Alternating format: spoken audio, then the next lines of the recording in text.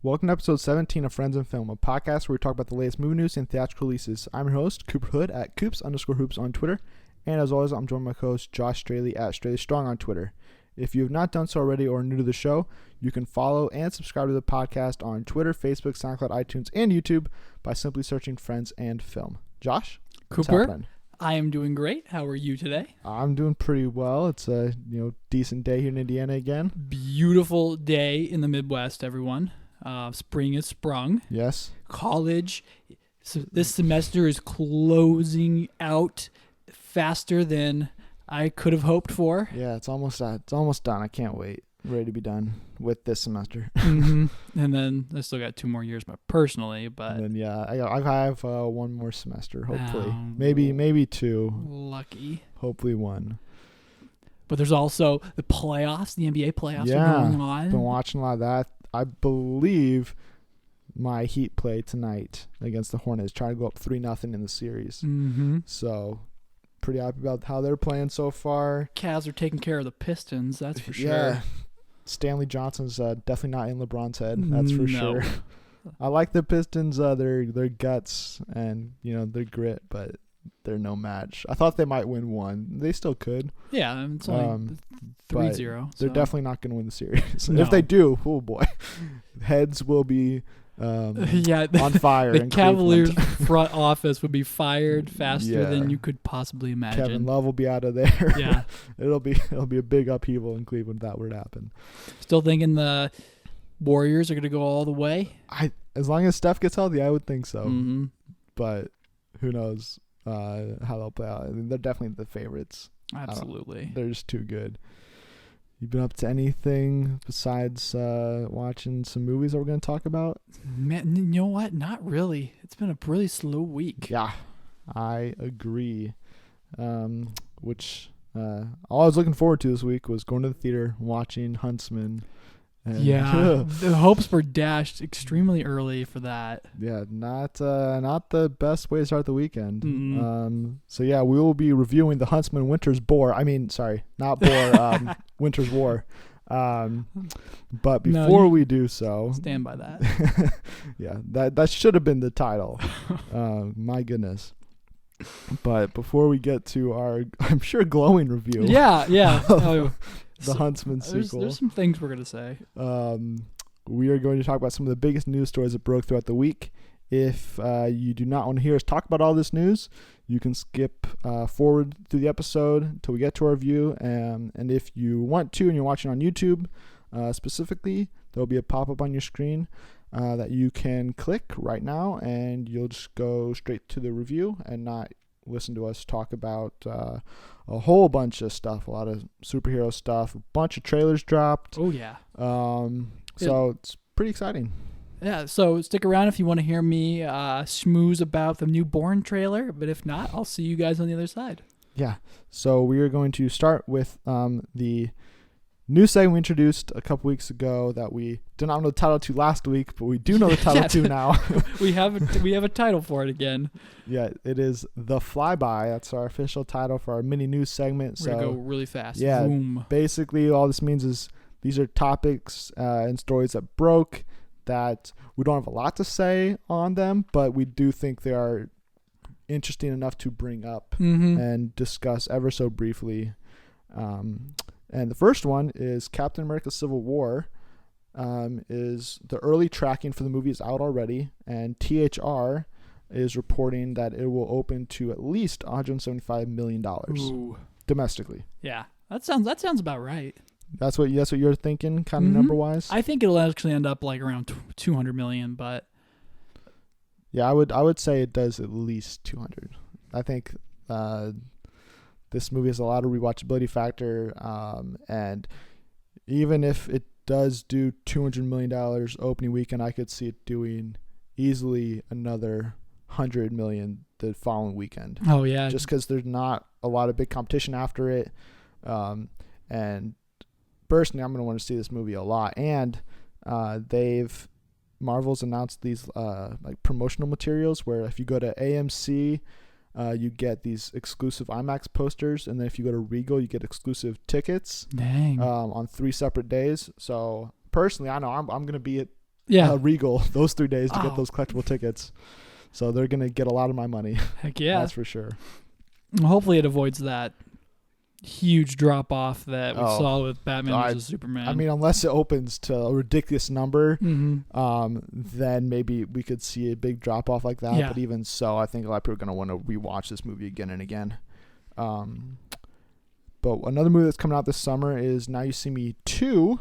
And Variety reported this week that director John Chu, who's directing the sequel, is already signed on to come back for a third movie. That's pretty interesting. I mean, they haven't announced a third one yet, have they? Officially? No date is set for it, but they have their man lined up for a third one. So we know that at some way this movie ends where sequel's a possibility again. Cliffhanger.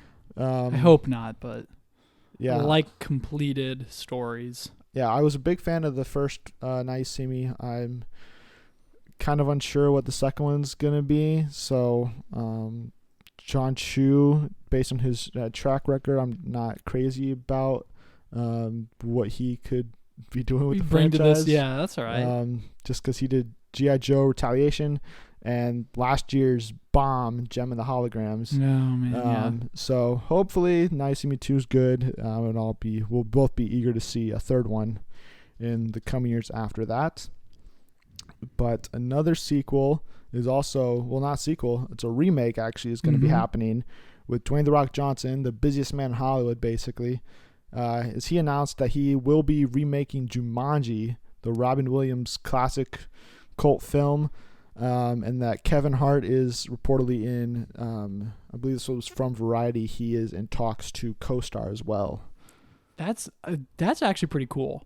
I mean, I love the first one, and not having Robin Williams be a part of this next one is going to be really sad to see. But Dwayne does a pretty good job with all of his latest films.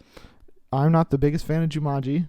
Okay. I watched it for the first time this year, and I don't. You didn't think it was like? I just don't think it translates very well to. I mean, I think personally, I'll probably like the remake better, just because I think the special effects in the original are so bad. Like the monkey child is so terrible to look at for the last third of the movie. But that's like looking at Star Wars and saying, "Oh wow, this '80s effects don't compare to today." No, Jumanji is because Jumanji they try to use a lot of CGI that doesn't work when they're playing the game. So I don't know. We'll have to see how Dwayne. I'm guessing he'll probably take the Robin Williams kind of role and be the guy that gets sucked in. Because I mean, he's him as a jungle man that just seems like a perfect fit. Yeah, put a beard on him. Yeah, and he's good to go. So who knows when we'll see that movie. But then last week we were talking about Michael Keaton possibly joining Spider-Man: Homecoming as maybe Vulture. And that's not going to happen apparently, as Deadline has reported that he has fallen out of early talks and has decided to move on from the project. Aww. So that's kind of sad. I was looking forward to that too. Yeah. Regardless of whatever they put him in, I wanted to see Michael Keaton in the MCU. Yeah, so that's not happening, and reportedly it might be because of a new casting addition they had, which we'll talk about later on in the show. But just because of budget-wise, it might not be able to work with both of them to get in there. Sticking with Marvel, Inhumans, we talked about last week as well, was Kevin Feige had said it's probably not going to hit its 2019 release date, and Disney made that official this week by pushing it off their schedule entirely. So it is still in development, but it has no release date, no update on when it could hit theaters. Surprisingly, I don't feel anything about this announcement. It felt to me very expected, just because Agents of S.H.I.E.L.D. is dealing with a lot with Inhumans. And I don't think there's a big enough desire to see this movie yet. Yeah. Maybe once Infinity War comes around and they have one Inhuman in there or something, and people are like, oh, that's kind of interesting. Like, I want to see more about Black Bolt or whoever it is that shows up in there. Then they'll be interested in it. I don't think this movie's like never going to be made. Like, I think we'll probably see it sometime in phase 4 of the MCU. But who knows? Maybe not. Yeah. I mean, they can always send it to Netflix and do series off of it too if it never gets to the movie realm. that'd be Inhumans would have to be a lot of visual effects. That would be kind of tough budget wise. Also, Emilia Clarke is not coming back to any Terminator movies, according to Coming Soon. As she was asked about if she's coming back, and she was like, "No, wait, can I say that? No, I'm not coming back." Yeah, that's a smart thing though. Come on, I mean, I didn't see Terminator Genesis, It's but not good. yeah, exactly. But I mean, I saw it. Get off the sinking ship. I didn't think it was the pile of crap that a lot of other people did. I thought it had its enjoyable moments when Arnold was on screen, and then I thought Emilia Clarke did a decent job as Sarah Connor. Kind of trying to replay that iconic role. Yeah. So who knows where this franchise goes from there? It just didn't make any sense for them to do another one, but that's a different story for a different time. Yeah. Oh, Game of Thrones starts up Sunday. Yeah. Well, it will already have been 2 happening. days ago Yeah. for you guys. And then also Elizabeth Banks, we got our first look at her as Rita Repulsa in Power Rangers, courtesy of EW. Did you like the costume? I like the costume. I thought it was quite telling of how they're gonna approach the film. It didn't look like it was like too cartoonish. It looked rather serious. So I was down for it. Yeah, I liked it looked kind of like battle armor, but also I don't know, it looked it's very pointy. It very much reminded me of like a snake for some reason. So it's definitely not similar to the original Rita Repulsa. But who knows? I mean, we don't really know where they're taking this franchise. So we'll see. I hope that photo is that same theme follows over to the Power Rangers. Yeah. I can't wait to see them. Yeah, and then our last piece of the flyby is Jeff Goldblum. While promoting Independence Day Resurgence, he's talking to MTV, and he said that he hinted at possibly joining a superhero movie in the near future, and also confirmed that he has not gotten any calls about returning to the Jurassic World franchise. Oh. So, do you want to see him back in Jurassic World? And if you want him in a superhero movie separately, do you have any roles? Yeah, I absolutely want to see him in the new Jurassic World universe, or the continuation or whatever, because he has such an iconic role for him. Yeah. Dr. Ian Malcolm is how I'll forever know the guy. As for casting him into a superhero movie, I would absolutely want him in the MCU. That no doubt about it. But I don't know where I would put him. I think a Spider-Man role. But then again, I'm fan casting everybody in Spider-Man right now. So. Well, it is it's the movie that starts filming next. So we'll definitely hear more about that movie in the near future. I would also like to see him come back for Jurassic World 2. And speaking of Spider-Man roles, I think now with Keaton out, he could be an interesting Vulture if they want to stick with Vulture. Other than that, I don't want him to be evil. I don't know. Yeah, I definitely don't see him being evil. So I don't know. We'll have to wait and see, I guess, if anything actually pans out of that or not. Whatever they put Goldblum in, I'm definitely down to see it. That's for sure. Yeah. And that is the end of our flyby. That was not actually that short, but just because there was a lot of many news stories to get through. But now we're going to get to our main news stories. And we're going to start off. We're talking about a bunch of trailers that dropped this week, including one with Jeff Goldblum, Independence Day Resurgence. Ooh. Did you like it? Oh, yeah, totally. I mean, it showed us the actual fighting against the aliens, which was the sweetest part of the entire series so far. I liked it was very much like Man of Steel, where the World Eater, whatever that machine was called, that it picked up everything and threw it back down. Mm-hmm. They were doing the very similar thing in this trailer. Yeah. And I think it was Goldblum's line where he was like, yeah, they always go for the monuments. Yeah. It looked really good. So that was funny. Yeah, it looked a lot bigger in scale than I thought. I mean, it looks very action heavy. I was not that big of a fan of the first trailer for this movie, and after seeing this, I'm definitely more excited for this movie. I'm still not sure about the story and maybe some of the young leads. But we'll have to wait and see. You think Liam Hemsworth is going to do a good job or not? I think he'll probably be okay. I'm Yeah. not expecting like watch this movie and see his performance and be like, oh my gosh, this guy needs to be in everything. Yeah. Okay. And same with, I'm not even sure who the other lead Will Smith's son in the movie is, Mhm. but yeah, they'll probably have the same feeling. Does look like they put a mythos around all of it too Mhm. over the 20 years that's taken place between films. So I think that'll be something exciting to see too. Yeah. And then we also got a trailer for the Magnificent Seven remake. Yeah, That's happening with Denzel, Chris Pratt, Vincent D'Onofrio, Ethan Hawke, a whole bunch of other people. Everyone that you would put in a Western movie is there, and it looks awesome. Yeah, it looked like a lot of fun. I'm not, normally not that big of a fan of looking forward to Westerns, but I think this one, neither. it's Fukunawa, I believe, is the director. Maybe? I'm not even going to try to confirm that because I don't know. But the range that Vincent D'Onofrio has is amazing to me.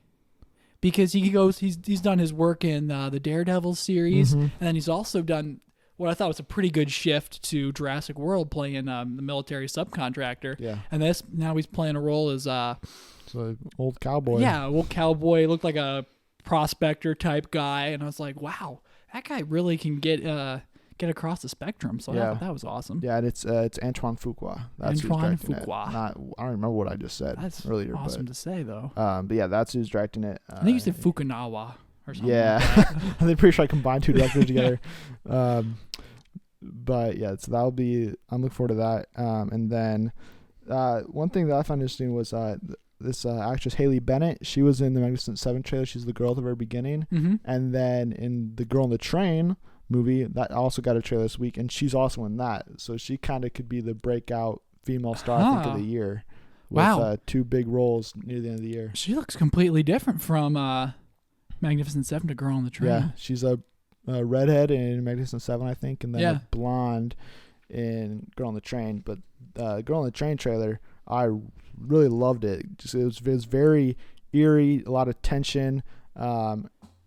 Haley Bennett, I think, I haven't seen her in anything, to my knowledge, but she looked good in the part. And then Emily Blunt back in the lead in a good role. Yeah. I'm looking forward to seeing her back in a good movie. And then Rebecca Ferguson's in it. I don't think they even showed her in the trailer unless I missed it. And then some other good supporting cast around them. But it looks like a really good mystery, thriller type movie. Gone Girl-esque is what I thought immediately. So. And if it's anything more in the same vein as Gone Girl, which it is, a thriller novel, then it's going to be an awesome time. Yeah. Really looking forward to that one. That one comes out in October, I think. Yes. And then we also got one for Jason Bourne. We got our first full-length trailer for Jason Bourne. He's kicking a lot of butt. He's causing a lot of mayhem, and it looks like a lot of fun. Dude, he's driving. I don't know what this scene's context is, but there's the SWAT van just running down the middle of Vegas. It's Vegas. Yeah, Vegas. Oh, that's the coolest scene I've seen in a movie in a while, or at least an action movie. It's oh my goodness. We got actually some details about what this movie's going to be about. Bourne's looking for what he's done. Well, he knows everything, so I think he's trying to prevent some other threat. I think we got to see Alicia Vikander in it for the first time. Yeah, I didn't. Which I really liked. Big fan of hers. Then Tommy Lee Jones is in it. Looks great. And yeah, I just want to see more about. I want to see more of the action. I mean, the single punch and the desert fight still gets me. That is so good. So seeing what him and Matt Damon and Paul Greengrass do back together, I'm really excited for this movie. Still looking for Vincent Castle too. He hasn't popped up yet. You would know him as the Night Fox from the Ocean's movies. I think he might be in the trailer. Very ever briefly. Behind the gun. I don't think it's him. I think that's you sure? I think that's gosh, I can't even think of the man's name. They look a lot like him. Well, I'm assuming he's someone from Treadstone that's out to take out Bourne. Maybe, yeah. So yeah, we're looking forward to that movie. When does that come out? July? Mm-hmm. Yep. Oh, still away. I know, but plenty to keep us company. But yeah, until then. we'll definitely get another trailer probably in June, maybe the end of May. So we're looking forward to that movie, and then we also got our first trailer for The Founder, starring Michael Keaton. Yeah. As his quest to take over McDonald's. I didn't know there was such a dark history to that. Yeah, it looked really good. Mike Keaton goes from like this in the trailer. Keaton goes from being a milkshake salesman to like running like the McDonald's franchise to stealing it. Yeah. I was like, that's some dramatic. That's a high contrasting character. Yeah, it looks like this. Like he'll have a lot of depth to him in the movie, and I even like the intro. It's him just like talking and kind of giving like this epilogue about like who he is, and then he's like, and here's how I got to be like the man I am, and then it got back to the actual trailer. It's got Nick Offerman. He doesn't do too many movies. No, he doesn't. I wish he would do more. Yeah, great I miss actor. that guy. So yeah, I'm looking forward to all those movies. Which one do you think you'll like the most out of all of them? I'll say the best trailer of the 5 was probably Girl on the Train. Mm-hmm. I think the movie I'll like the best is probably Jason Bourne. Yeah, I'm right just there because of the attachment I already have to the franchise. But I think Girl on the Train could be a close second. I just really like, Emily Blunt's a great actress. I can't recall who's directing it, but I'm pretty sure I like whoever it was. Yeah. So yeah, which one was your favorite? Yeah, surprisingly, The Founder. I'm a sucker for biopics, and you see McDonald's everywhere, and if there's even a shred of truth to that, I'm sure there obviously is, but right. the idea that people can be that conniving always gets me. But I don't know if I'll enjoy it more than Bourne, obviously. Yeah. Yeah, that's a tough task. But yeah, I was looking up the director of The Girl on the Train. It's Tate Taylor. I actually have not seen anything he's done. He did Get On Up with Chadwick Boseman, it's Jackie Brown biopic. Can't I believe. say I'm familiar with any of that. James Brown biopic. Oh, I do remember that, but that didn't get a wide release, did it? If it did, it was really brief. But yeah, I really wanted to see that movie. Big fan of Chadwick. So yeah, we'll have to wait and see. It definitely looks like it has a lot of good stuff in it. But enough trailer talk. We got a director officially announced for Jurassic World 2. Yeah. As they announced that J.A. Bayona will be taking over the franchise following Colin Trevorrow. And if you're Trevorrow? I always call it Trevorrow. I think it's more fun to say. But if you're wondering, well, who is that? Who is this guy directing the Jurassic World sequel? Well, glad you asked, because we don't know either. Yeah, your guess is as good as ours. He directed like some people call it The Impossible or something. Right. I have no idea Nothing that's who made this any guy noise. is.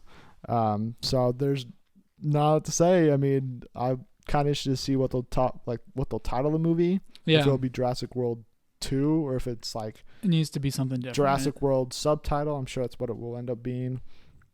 But yeah, good for that guy. Yeah, absolutely. I'll have to try to seek out some of his work to see what he's going to do with it. He had to have impressed. He had to have impressed Universal to get that job. So, yeah. But at the same time, I never heard of Colin Trevorrow until Jurassic World. And now he's running Star Wars. Yeah, now he's doing Star Wars 9 and made one of the biggest grossing movies of all time. Right. Same thing for Gareth Edwards. He did Yeah. Godzilla. Now he's doing Rogue One, which looks awesome too. So yeah, so no complaints there. That's definitely the way of Hollywood, it seems. Do a small movie, you get this huge blockbuster, and then you kind of do whatever you want after that. Yeah, absolutely.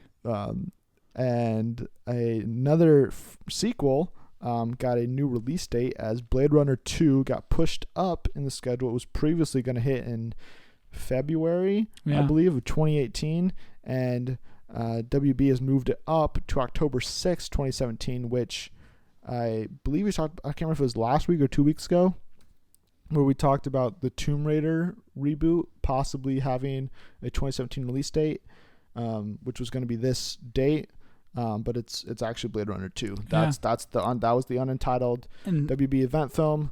It's Blade Runner 2. I like that too, because not only because I want Blade Runner, but because I want the Tomb Raider reboot when it happens to be good. Yeah. I don't want, especially if they do a Daisy Ridley. Absolutely. Even though she just signed on to another project with J.J. Abrams as a producer. Yeah, shoot. Some like time travel sci-fi love story. Mm-hmm. Seems interesting. But yeah, I'm excited that they will put Blade Runner 2 out in a more well-received time of the year. It's not summer blockbuster. It's closer to the Oscar contender movie. But I don't think Blade Runner 2 is going to be an Oscar contender movie. But still, best cat costumes or something. Yeah, maybe. But then we also got news that I believe it was from The Wrap. I forgot to write it down who it's from. But Ana de Armas also joined the cast. So she's pretty unknown at this point. She was in a movie called Knock Knock with Keanu Reeves last year. She'll be in War Dogs. That comes out this year with Jonah Hill and Channing Tatum. She's attractive. That's the only thing I can say about her.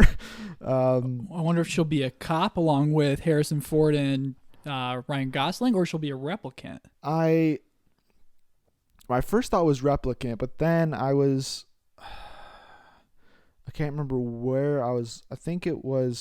I heard it's from Jeff Snyder, who is, I think, the guy who broke the story from The Wrap. He was saying that he's heard rumored plot details about the movie that it's,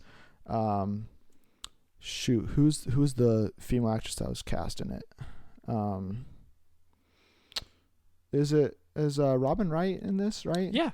Yeah, it's Robin Wright hires Gosling to find her daughter. So I wonder if, and then Gosling runs into Harrison Ford along the way. So I wonder if Ana de Armas is Robin Wright's daughter. That could definitely be what's up. Missing. You were right, though. It is Jeff Snyder from The Wrap. Did the report. Okay, great. So yeah, we're excited about Blade Runner 2. Absolutely. I was a fan of the first one. You just saw it this year though too, right? Yeah. Or at least late last year. Yeah, within the last 6 months. I remember or so. getting somewhat upset at you that you hadn't seen it. Yeah. Well, yeah, just something. I mean, it came out so long ago. It's not something that's like, hey, mom, dad, let's go see Blade Runner in theaters. Absolutely. You didn't have a Star Wars addiction like I did, which led to all that. So no, definitely not. I give you credit.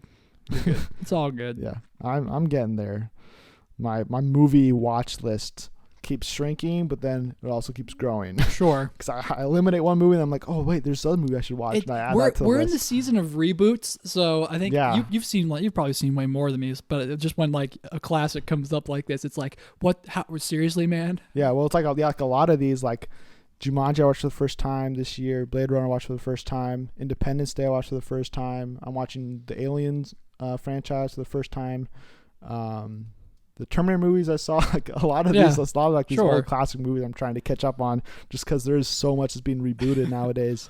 So I'm just trying to get a grasp on everything and understand, why they're being rebooted and stuff. Yeah, well, I think the thing is though, my parents think all the movies this century are like garbage, so they really relive the old days. So maybe that's why as a kid, that's all I used to see. Right. I don't know. Yeah. And we're gonna move on to the superhero part of the show, I guess. Here we go. Getting to some superhero news. Gonna start off with DC, and Willem DaFoe, according to the Hollywood Reporter, has joined the Justice League cast as a good guy, but they don't know what good guy he's playing. I don't know what good guy he could play either. My first thought was Martian Manhunter, an older version of the character.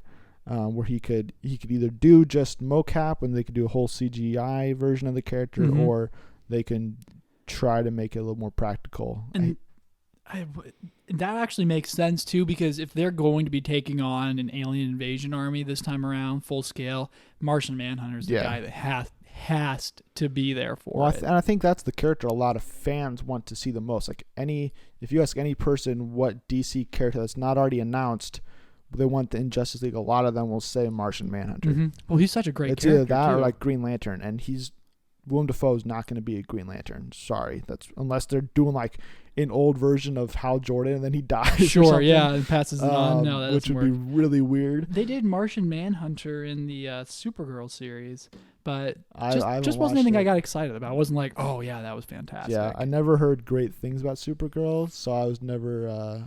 It's probably one of those things. I'll probably watch it whenever it finishes and it's on Netflix or something. It's not it doesn't get super dramatic. It's more of like a lighthearted series. Yeah. I thought, but I thought they did good things. Yeah.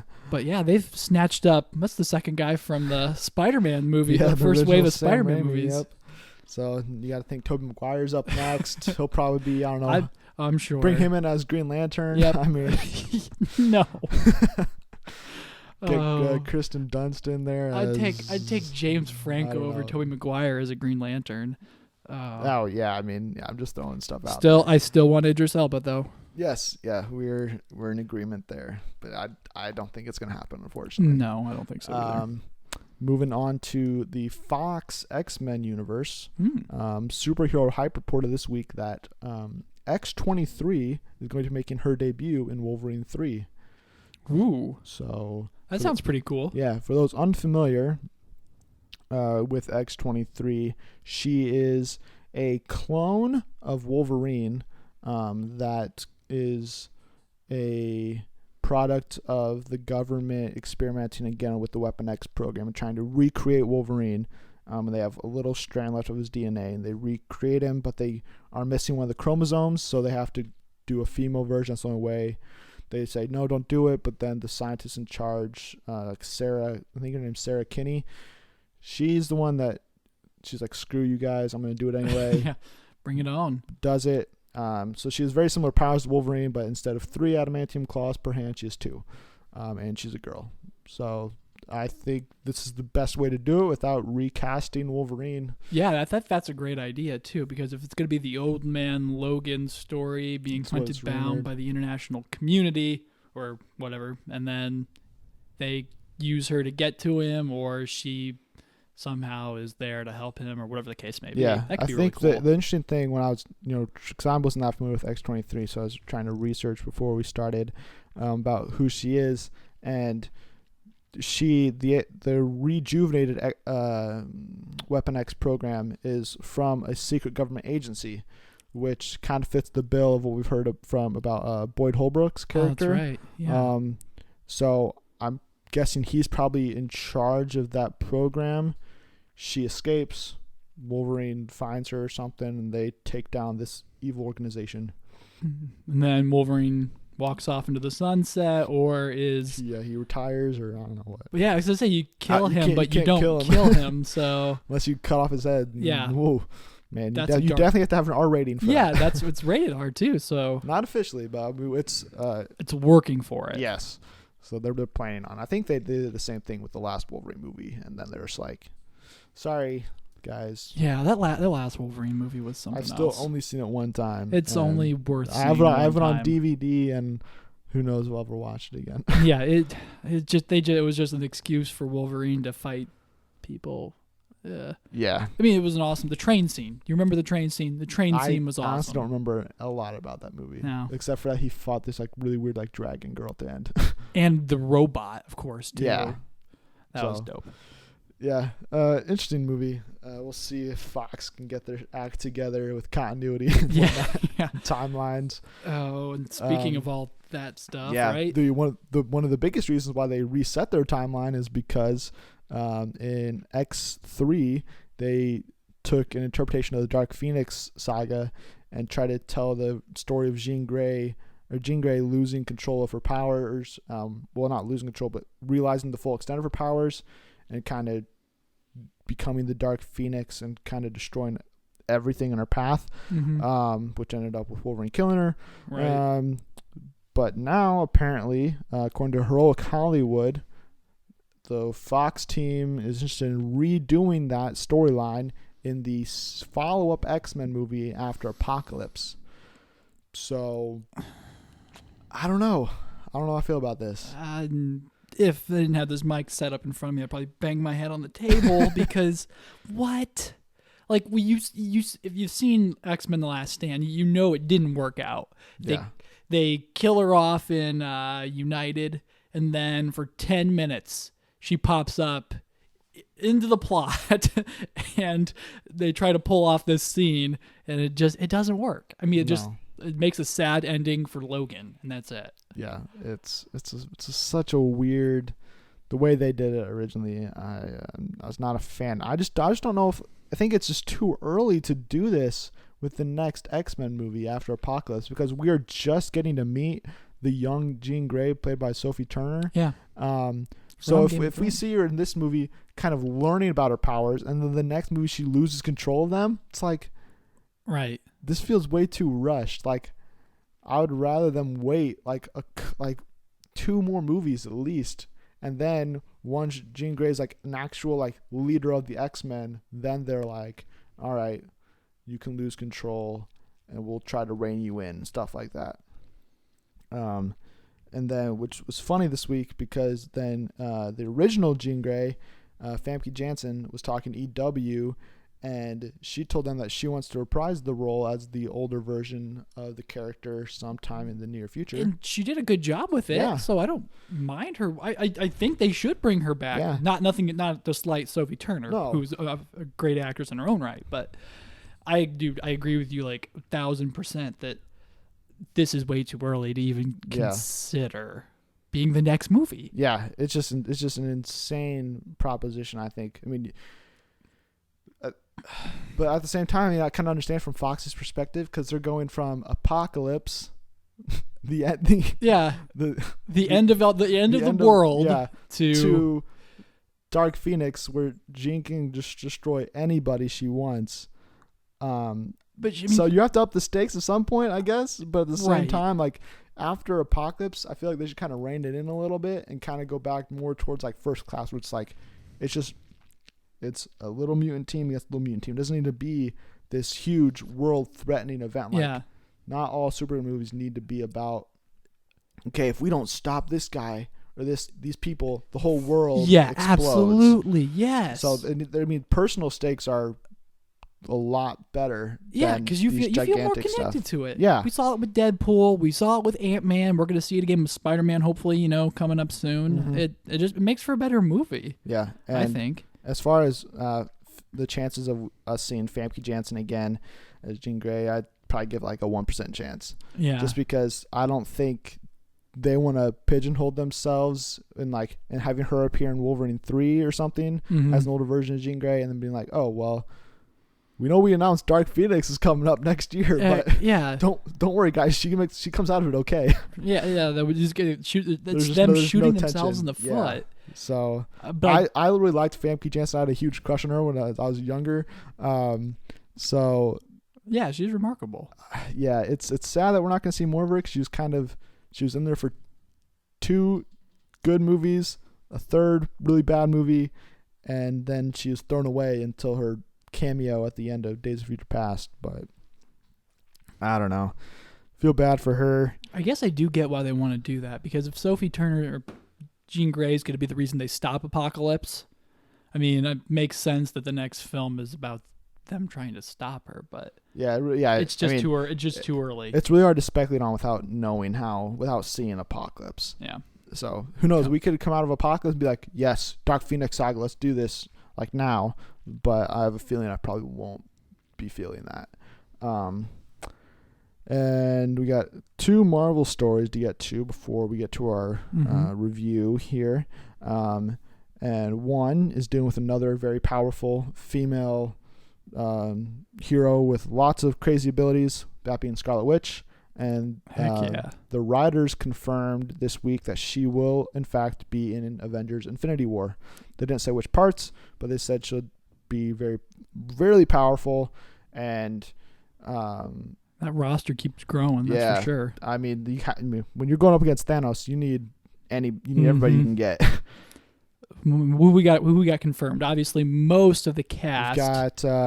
We've got her. Thor. We got Thor, Star-Lord were confirmed last week. The Guardians, We have Hulk's been confirmed already. We have, I believe, Robert Downey Jr. has been confirmed. I think Cap's been confirmed. 5 so far. That's You got to 6. imagine they're going to Spider-Man's going to live until then. You assume Spider-Man's gonna be in there. I mean, Panther, yeah, obviously, all these Panther, guys. Doctor Strange, Ant-Man. Like, you just assume there's a lot of. I mean, you assume the rest of the Guardians are gonna be in there. Definitely. I'm hoping the Defenders pop in. Hope maybe a couple of the Agents of S.H.I.E.L.D. characters. Yeah, you better. I just need to see Daredevil on the big screen again. Yeah, I'm hopeful, but not that optimistic. No. So yeah, I'm really excited to see the continuation of her storyline post Civil War. Yeah, Elizabeth Olsen is doing an awesome job. Like, I didn't think she did. I didn't think she did like amazing. The first 10, 20 minutes that she's in Age of Ultron. Yeah. But then by the end of the movie, I was like, dude, this totally works. Yeah, like her last. Well, no, I guess not her last scene, but her scene with Ultron where she rips his heart out. Yeah. And crushes it. Like I really like that scene. It was almost like A the lot. pep talk from Jeremy Renner's Yeah. Hawkeye. And I was like, you know what? I think I really like her now too. Yeah. So. Yeah. Yeah. Their relationship is really good. And Oh, is it? yeah, I mean, Age of Ultron. Yeah. It's really good in Age of Ultron. Uh-huh. I know you've seen it. Shut up. And then Still mad at you. our last story is Rob Downey Jr. has officially been added to the cast of Spider-Man: Homecoming. The Hollywood Reporter was first to report this news, and then the official Sony Spider-Man Twitter account tweeted out as well. We haven't gotten anything from Marvel yet, but it's happening. RDJ making strides, dude. This is okay. Yeah, this is you wanted this, I think, right? Yeah. This was your big. This is I think great. This movie's primed to do $1 billion already, just with Spidey and Iron Man. I don't think he's gonna be like. I know there's been some worry from people that he'll have too big of a role. No, but I think RDJ is gonna come in, have like 20 minutes tops of screen time. He'll kind of just come in, help Peter out, maybe help him at the end, but hopefully not. I'd like to see Peter, defend himself on his own. Right. But yeah, I mean, including him in there, I think is probably the best choice. It's a cool idea too. That I haven't seen Civil War like some elitist moviegoers have, but I imagine there's a relationship there that's going to get started in Civil War, and it's going to reaffirm this idea that Tony is Peter Parker's mentor, his handler type of a deal, his liaison into like the larger world. Because when you have Spider-Man set in Queens, what's his excuse to be in downtown New York all the time? But if he's down there visiting Tony, I mean, obviously that can make for some great humor. I don't know. It just opens up a world of possibilities. Yeah, I think it makes a lot of sense for them to continue the relationship. Even if it's not Daredevil. Yeah. I hope there's at least a reference to Daredevil in the movie. If there's not, I know there's like Kevin Feige's been saying, it's like we don't want to like bring these characters in 2 years before the movie comes out, because then they're strapped in to follow this certain storyline. Until then, sure, we want them to have flexibility to have creative freedom and stuff, but at the same time it's like having a moment where either Stark or Peter just says like, hey, have you heard about this devil of Hell's Kitchen guy? Yeah. Or like, there's this guy with bulletproof skin running around. Mm-hmm. There's this girl with crazy powers. Like, there's this dude that like, you hear this Danny Rand guy who came back from this from China, and now he's running around, and it would just be, there's just so many opportunities. Just like a quick line of dialogue. Yeah, it would it would just please everybody, especially me. It would make me mad because like if Spider-Man's the New York hero, like they play out for Daredevil and Jessica Jones, at least don't just lob them under the bus. Like at least you just in the background run a headline, Daredevil strikes again, or something. Yeah, have Peter be taking pictures of him or something. Just like have J. Jonah say, "Parker, I need pictures of that Daredevil." And you're just like, yes. No, that would be great. But I want to. You gotta have the classic line. It won't happen I that need well. pictures of Spider-Man. Yeah. Oh, do you think Jeff Goldblum could play a J. Jonah Jameson? Maybe. It's not the worst idea. but it's definitely not the first thing that's come to mind. Honestly, I don't know. The other day, I was trying to think of who I'd wanted J. Jonah Jameson, and I was thinking about something about J.K. Simmons and his appearance in Justice League, and I was like, and I couldn't think of his name. I was like, yeah, J. Jonah Jameson. Wait, no, it's not. That's not his name. That's it sticks with you. Yeah, I mean that's who he is to me. So yeah, that movie has a great cast so far, and filming's going to start here in just over a month. It's not even being filmed yet. That's just what makes me a little bit disheartened. It's like all this stuff, and then it's like, oh, they actually have to, do work for it. Everything, yeah. I mean, the Guardians of the Galaxy 2 is going to wrap here in the next month or so, and then Spider-Man starts up, and then a month after that, Thor Ragnarok starts shooting, and then at the end of the year, Avengers Infinity War starts. Then Black Panther starts early next year. Ant-Man and the Wasp is thrown in there somewhere. Yeah. Plus Captain Marvel. I mean, whew. That's surprisingly. I think those are 1 and 2. Spider-Man and Ant-Man. Yeah. Oh, I'd love to see Ant-Man and Spider-Man. That'd be great. But that's our very long news segment. And now we're gonna get to our review of Huntsman Winter's War. Yay. Yeah, so yeah. So we're gonna talk about this movie. Yeah. Should I just go for it, dude? Sure. All right, well, didn't like it at all. Okay, great. Me neither. Bored. It bored me. Yeah. And it's not that it didn't have awesome moments, but there was so much dragging on throughout the story. I was just like, how is this what was it, an hour and 45 minutes? Yeah, somewhere around there. 2 hours. It felt like a 2.5 hour movie. Yeah. And that was really disappointing because I thought I was getting something so much better, at least from all the marketing material and trailers. 2 out of 5. Wait, before I say that, do we have to announce? Oh yeah, we can. We have tentative release. Figured out our rating system, or our what would it be called? The equivalent to a star or yes, a popcorn bucket or any our thing. Metric of our metric. That's what I was looking for. Rating films. Yeah, it is now Ticket Stubs. That's what it's going to be. Yeah, we didn't time that right. Until you guys tell us you hate it. Yeah. Or if you love it, that'd be great. Tell us if you like it or not. If you don't like it, give us suggestions. We're definitely not set in stone about this, but that's what we're going with moving forward. Instead of switching up week to week, we're just going to go Ticket Stubs. So out of 5 Ticket Stubs, you gave it 2 Ticket Stubs.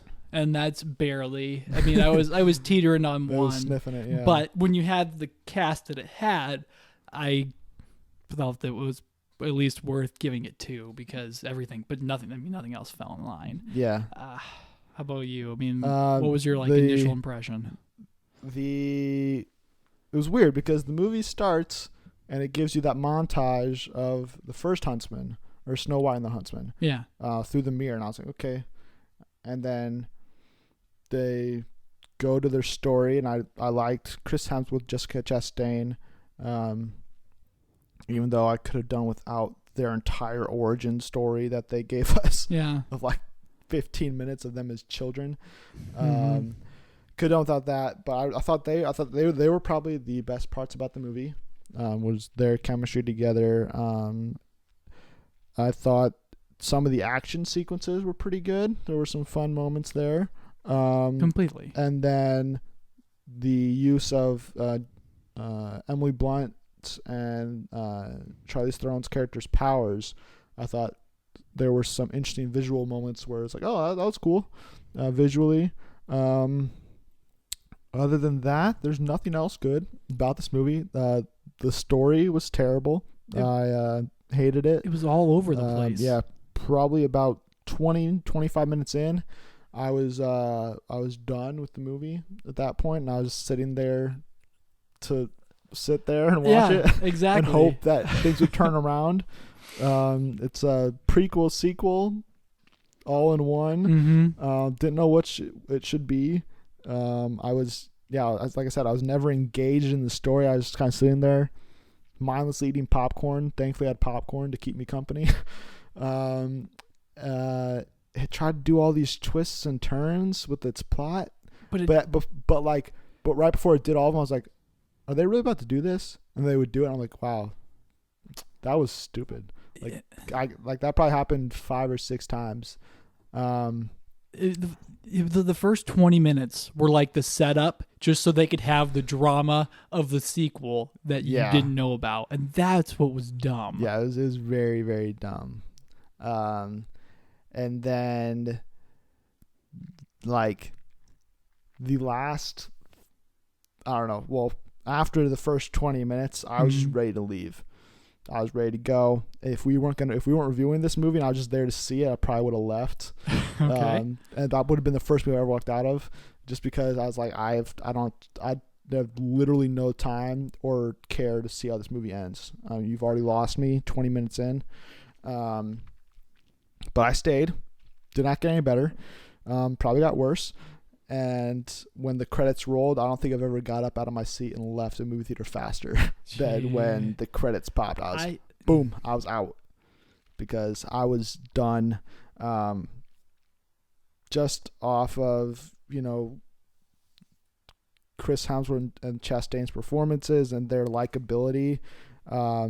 They're both just super likable. Absolutely.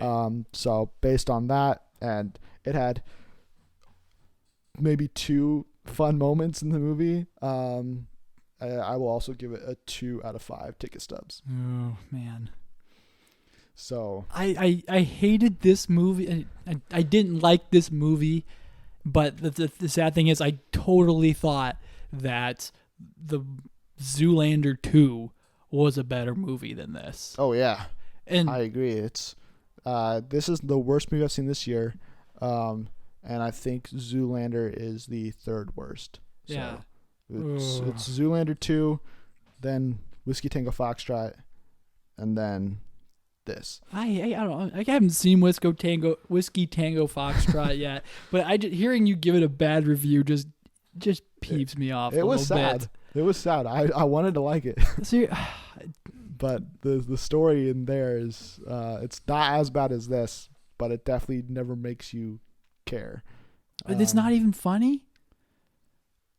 Here and there. Margot Robbie and Tina Fey is severely underused. Martin she is not in this movie Freeman. nearly as much as you would think from the trailer. She's in it maybe 20 minutes.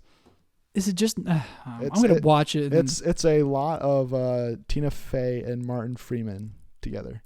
But that's a good combo too, isn't it? I can't believe I just didn't buy into their story. But anyways, it's a true story, Cooper. Okay, well, it's not a good story. I think it's based off a book too. I have no idea. Gosh darn it. So yeah, we'll move into spoilers, I guess, just because there are these twists in the movie. Yeah, and then that you totally see coming. Yeah, twists with air quotes wrapped around honestly, them. Oh my goodness. You should not go see this movie. Do not waste your money on it. I was so happy. I almost forgot to ask for the student discount when I went to see it. Oh yeah, I did that too. If I had to pay the extra $3, that would have made this movie even worse experience. Mm-hmm. But thankfully, I saved a couple of dollars there. But yeah, don't see it so you don't have to worry about being spoiled because you're not going to miss anything anyways. Unless you just loved the Snow White and the Huntsman and needed to have closure. If you need to see how Huntsman becomes the Huntsman, but then also... And have closure on his character at the end. Yeah, but then also leaves room for another movie. Right. Oh, man. Man. I think that's what made me most mad. Yeah. So yeah, we'll move into spoilers from here on out. So yeah, the first 20 minutes all set up for their characters and their relationship. They fall in love, and then they kill Jessica Chastain, and I was like, that's where I was like, I'm done. Right. I'm so done with this movie. Yeah. Because I was sold on Jessica Chastain being a bigger part of this movie than 20 minutes, and I was like, nope. I almost walked out right there, and then the next scene, it's like, flash forward 7 years. I was like, what? Yeah. They went from that moment where she dies and he's banished from the kingdom where I guess we should say they were raised by the Ice Queen Emily Freya. Blunt, Yeah. So he's thrown away, and then the events of Snow White and the Huntsman take place, and then it's him dealing with the aftermath of that. Yeah, and still missing Jessica Chastain, or Sarah, who he fell in love with, but which is never mentioned once or even in the passing reference in the first movie. And it's just which is so weird, because I remember when I was looking at the IMDb page for this movie, like a long time ago, I saw that Sam Claflin was supposed to be in it, and I was like, "This is a prequel. Why is he in it?" Because I don't think they'd ever met. They never made it look that way in Snow White and the Huntsman, and then the way they played it off, I was like right when it flashed forward 7 years, like, oh my gosh, this is where Sam Claflin comes in, and then he was in it for one scene. Yep, and gone. I was like, wow.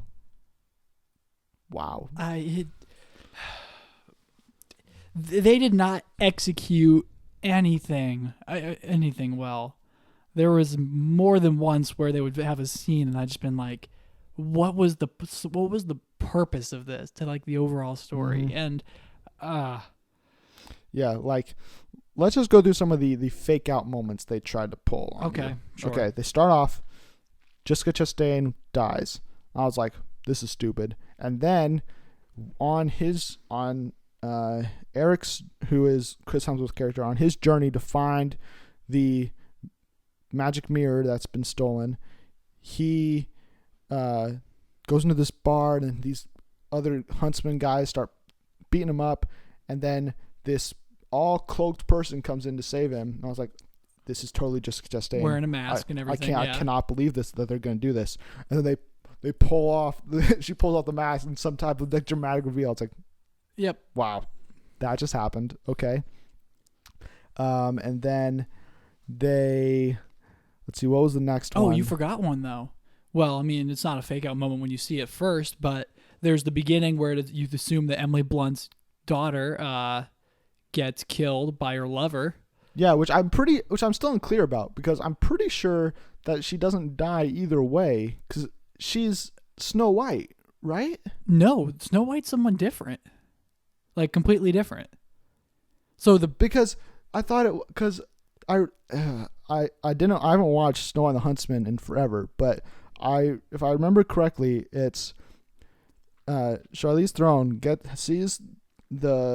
asks the mirror who's the fairest of them all, and she tells her about, you know, there's this other child that's going to be born soon, and she will become the fairest of them all. And then she kidnaps the daughter, puts her in the dungeon, and that's Kristen Stewart's character as Snow White. Right.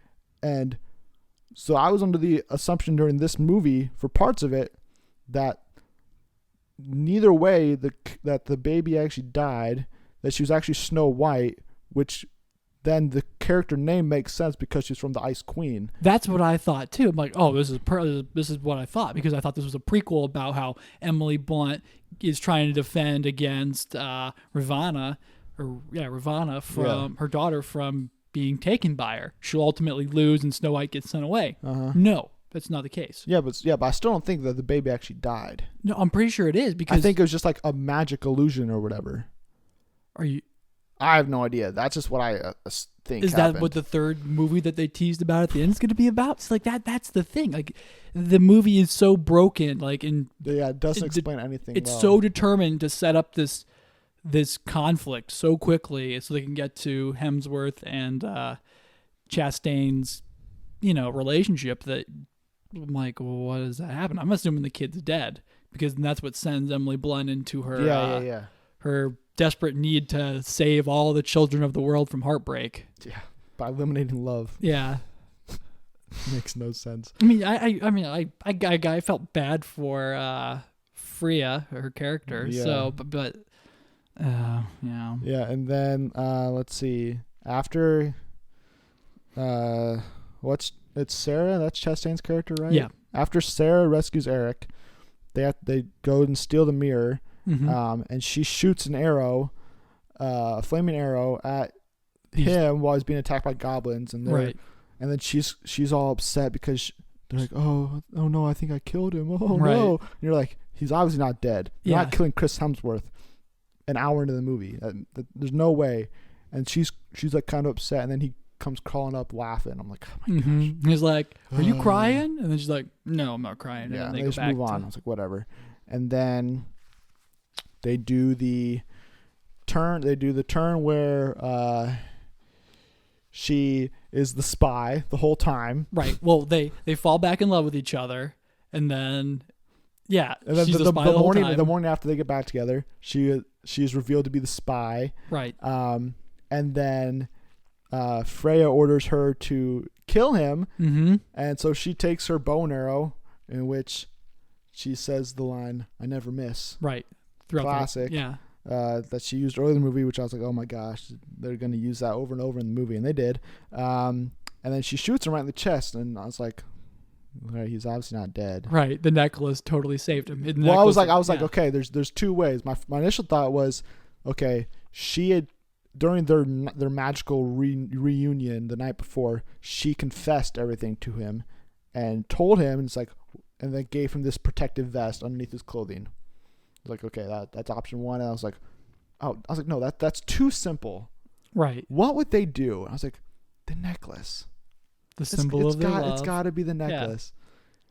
Yeah. And sure enough, she shoots him, and then when the dwarves pull the arrow out, and he goes, they're like, oh my gosh, like she missed, and then he goes, oh, she never misses. Yeah. And she did that on purpose. Yeah. She still loves me. Like I need to go save her and all this stuff. It's like, oh my gosh. Yeah. No. So then, I think that's the last fake out, isn't it? Then, yeah, that's probably, I guess, the last like true fake out. Until you get the revelation about the first fake out that turns out Emily Blunt's character's lover didn't actually kill the daughter. It was Ravana who actually tried to fake the death or kill the kid. Yeah, she like hypnotized the Freya's lover to do it as a way to give Freya her powers that were inside of her. Right, which turn her into the Ice Queen. Yeah, and then there was also the I feel like there's another one that I'm forgetting. Oh, and then there was the one where they both realized that, or where Hemsworth's character realizes, oh, the Ice Queen just showed us what she wanted us to see. Oh, yeah. And that's why you saw me leave and I saw you die. It's like, oh my gosh. Mm-hmm. Please stop. And then, man, can I go and move into the tirade of why like the actual things I completely hated about this movie? Yeah, go ahead. All right. Number one, I was sold in the previews multiple times there was going to be this epic battle between Freya, Emily Blunt, and Ravana, Charlize Theron's character, like with their magical powers like on full display. Nope. Not once. They go back and forth for about 20 seconds. Not even 20 seconds, man. 10 seconds, and this is what it is. Emily Blunt throws like one ice blast at her. It gets blocked, and then she gets kicked to the ground, and that's it. And then she's unconscious for the next 10 minutes, not 10 minutes, like 5 minutes, until she gets back up. Hugs her. And hugs her, and then gets stabbed.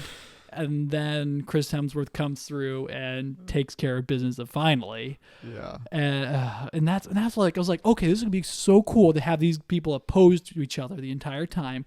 The Huntsmen are going to come together, and they're going to be ordered to like assassinate Theron, and that doesn't happen. And it just... it was. I was deceived, and not only was I deceived, I got an awful movie after it. I was expecting the short duel between the two of them, because I'm pretty sure one of the shots of the trailers, they show Emily Blunt on the ground, and Hemsworth is fighting Theron like over top of Blunt, just laying down. It's like, oh, so something happens, and then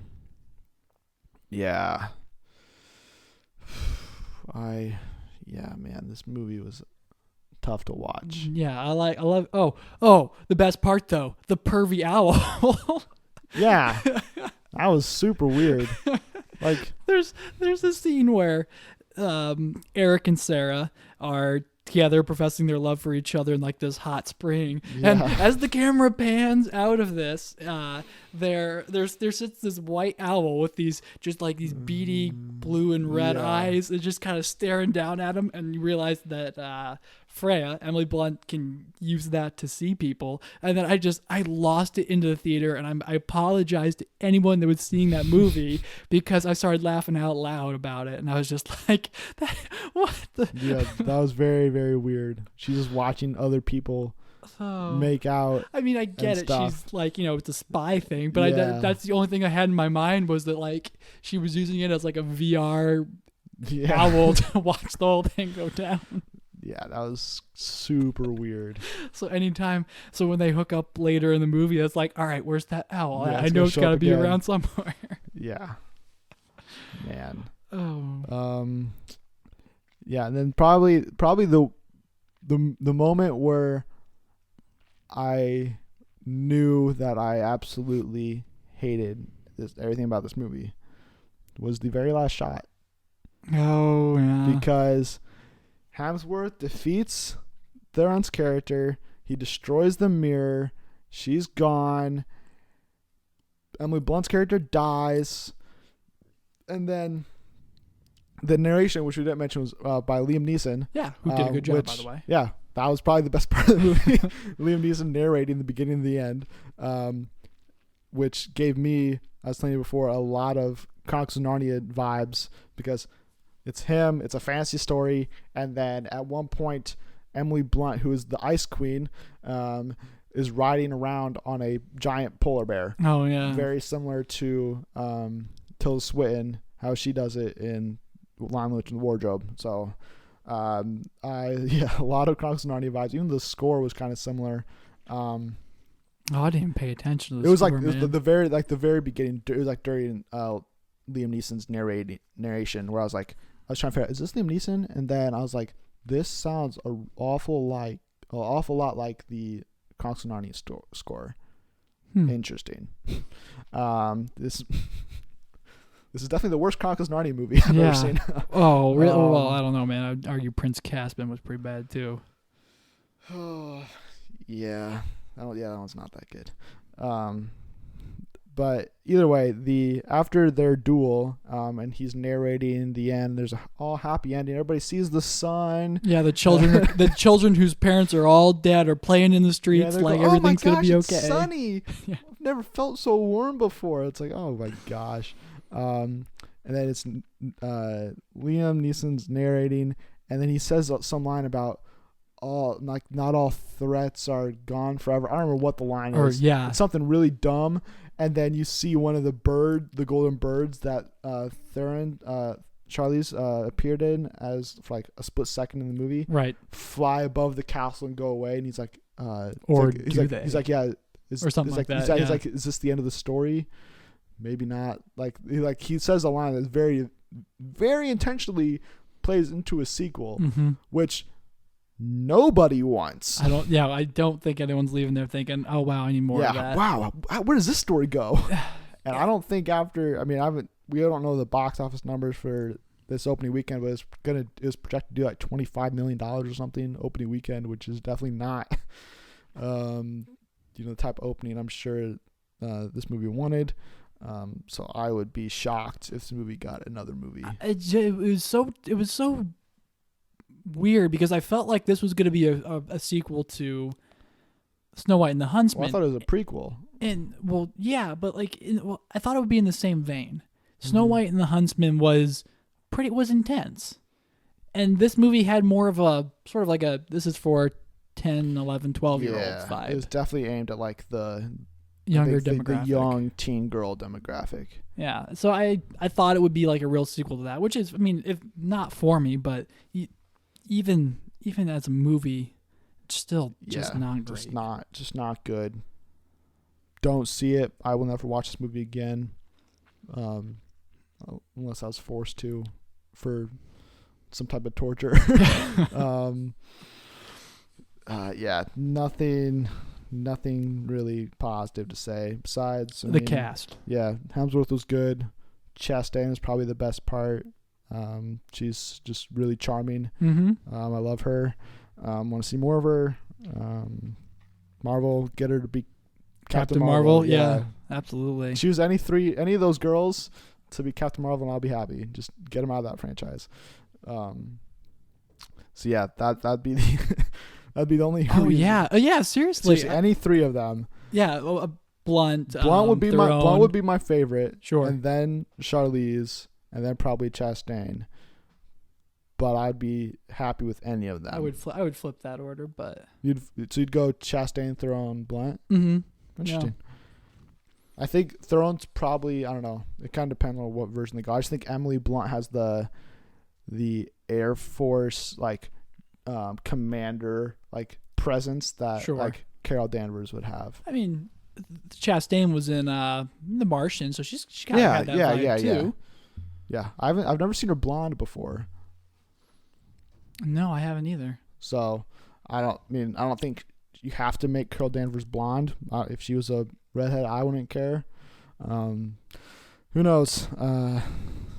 Yeah, this was definitely coming off last week and the high I was on with movies. Oh, absolutely. And then to this week, it was like all-time high, all-time low. Oh, I felt so bad, too, because I had a friend ask me if I was doing anything last night, and I was like, oh, I'm going to go to the movies. Like, do you want to go see The Jungle Book? I'm like, dude, yeah, you should. I mean, we should see The Jungle Book. And then I'm like, no, I have to go see Winter's War. And I took him. I mean, he was with the movie with me, and then I was like, oh, he just witnessed the worst movie ever. And as much as I tried to get him to admit it, he's like, no, that was all right. I mean, like, dude, if you would have seen Jungle Book, you would know. There's nothing compared to Jungle Absolutely. Book. My goodness. But yeah, that's going to be the end of this episode. Tired of talking about this movie. I'm ready to wipe it away from my memory. Maybe just won't even post this episode. Yeah. So yeah, during our time away, be sure to tell us your thoughts on everything we covered by tweeting us at Friends and Film, where we will receive updates on the podcast, movie news, and more. You can follow me personally on Twitter at Coops_hoops. And if you want to know what I'm up to, you can follow me at Straley Strong on Twitter. Yeah. Oh, and if any Marvel thoughts I have, you can find at Cooper MCUEX on Twitter and MCUexchange.com. Have you posted your review of Civil War yet? It'll be out in 2 weeks. Nice. I haven't even started writing it yet. I've brief notes written. Oh, that's down. right. It's spoiler filled review, so gotta wait. Gotcha. Don't want to spoil anything for anybody. So yeah, do that. That'd be cool. And if you're listening to this on YouTube, SoundCloud, or iTunes, please subscribe, like, share, give us a thumbs up. And if you like what you heard, especially on iTunes, give us a review. 5 stars, be honest. Tell us what we can improve on, what you like, what you dislike. And if you keep doing that, we announced our winner for our Captain America DVD giveaway last week. So Landry Gonwick, you will actually be getting it this week at some point. I forgot to give it to Josh, so I apologize. So we'll be doing another giveaway at some point in the near future. We're not sure when, but we will announce it here first. So that's why you should subscribe, because you'll get the podcasts instantly when they're posted. So without I don't have anything else to say really. So thanks again for tuning in to the Friends Film Podcast. Josh? Yeah, thanks for showing up, everybody, and I'll see you guys next week. Yes, and as always, be sure to watch some new movies before we return next week with a look ahead to Captain America Civil War, as we're going to be doing a special preview and speculation episode where we'll talk about everything about the movie. Josh will ask a lot of questions. Mm-hmm. I will not answer them. Lots of questions. And yeah, there's nothing really coming out next week, and we thought, finals week's the week leading up to Civil War, so we're not going to have a lot of time to do an actual preview episode separately, so we're just going to do news, Captain America Civil War preview. Hope you guys are ready for it. Be sure to send us questions. If you have any questions about the movie you want answered, or want to hear any points you want us to talk about, or you have any speculation yourself, tweet it to us throughout the week, and anything we get, we will read on the show next week. So until next time, see you later.